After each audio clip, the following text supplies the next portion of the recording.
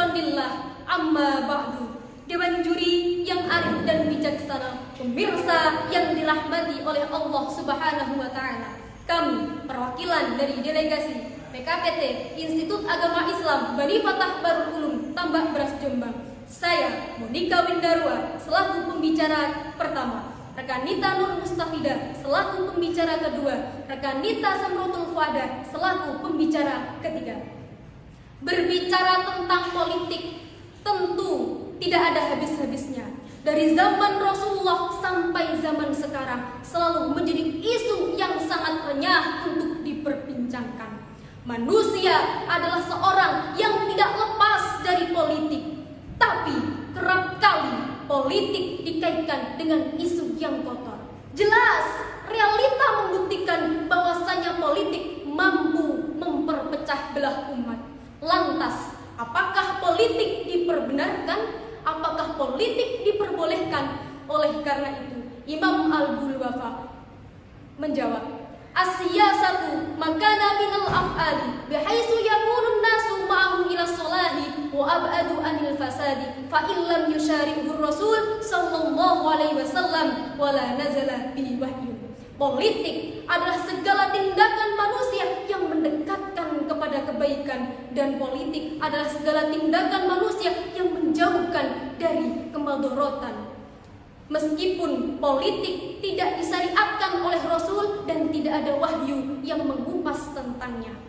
Dewan juri yang arif dan bijaksana. Oleh karena itu, poin ini sudah jelas bahwasanya politik diperbolehkan apabila politik mengundang kemaslahatan, dan politik tidak diperbolehkan apabila politik malah sebaliknya mengandung kemadharatan sesuai dengan prinsip Islam, darul mafasid muqaddamun ala jarbul masalih. Dewan juri yang arif dan bijaksana.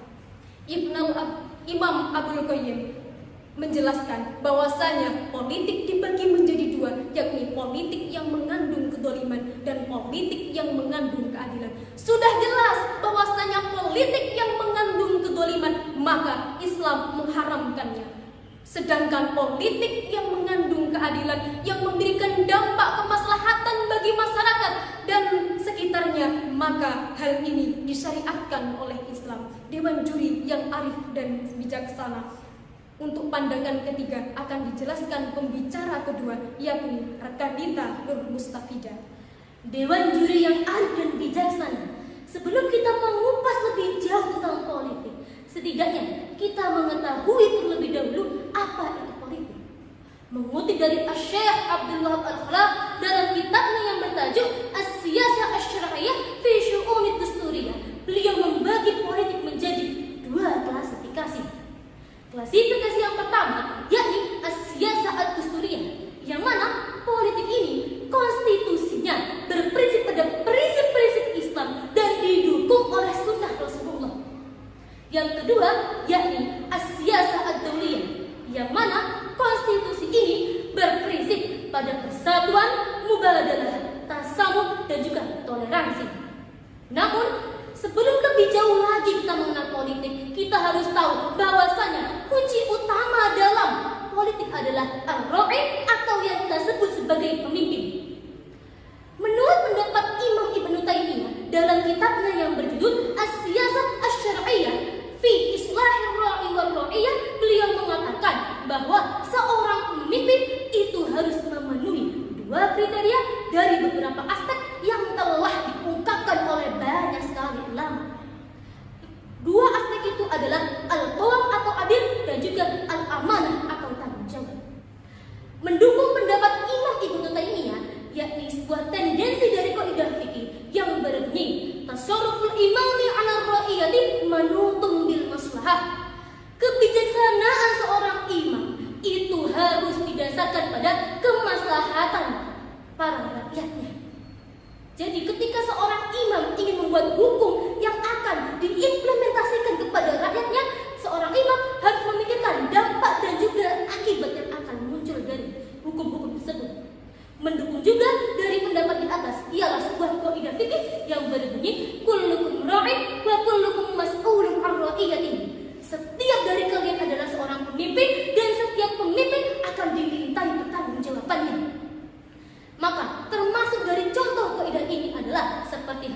pembuatan jembatan, pembuatan tol dan juga irigasi, pembukaan lowongan kerja, serta yang paling penting adalah pengangkatan jabatan dari seseorang yang amanah, kompeten, dan profesional di bidangnya. Dari sini dapat kita tarik sebuah pertanyaan. Apakah politikus yang menduduki kursi Dewan Legislatif, yudikatif dan juga semacamnya itu sudah sesuai dengan syarat-syarat yang diulas sebelumnya? Dari sini kita alihkan pada pembicara yang ketiga, yakni Rekanita Tamratul Fuadi. When reconciliation becomes issue of necessity, ketidakadilan menjadi hukum, maka kerusakan menjadi kewajiban.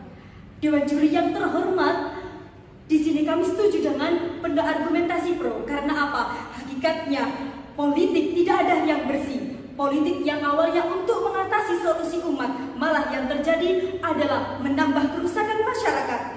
Yang aslinya politik untuk mensejahterakan, malah memicu kericuhan.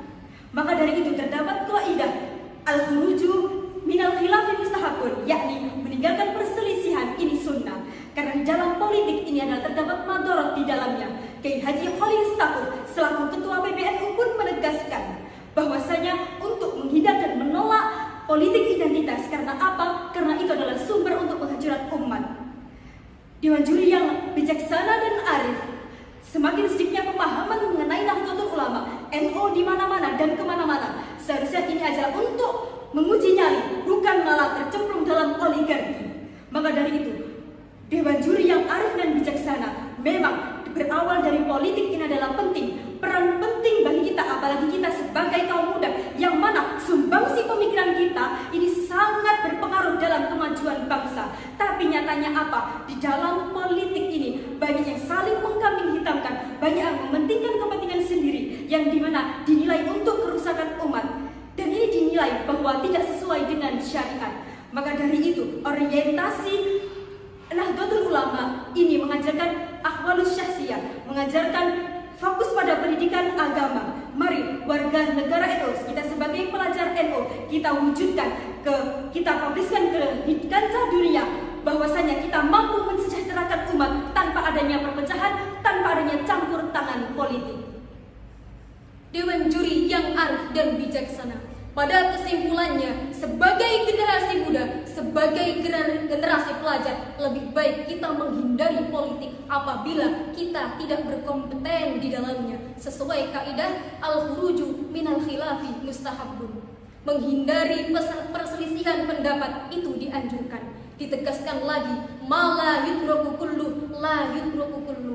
Jika kita tidak berkecimpung di dalam politik atau tidak andil di dalam politik, bukan berarti kita tidak berpartisipasi dalam perkembangan Islam. Oleh karena itu, kami menawarkan solusi berfokus kepada dakwah Islam untuk membangun Islam di dalamnya agar lebih kuat dan kokoh.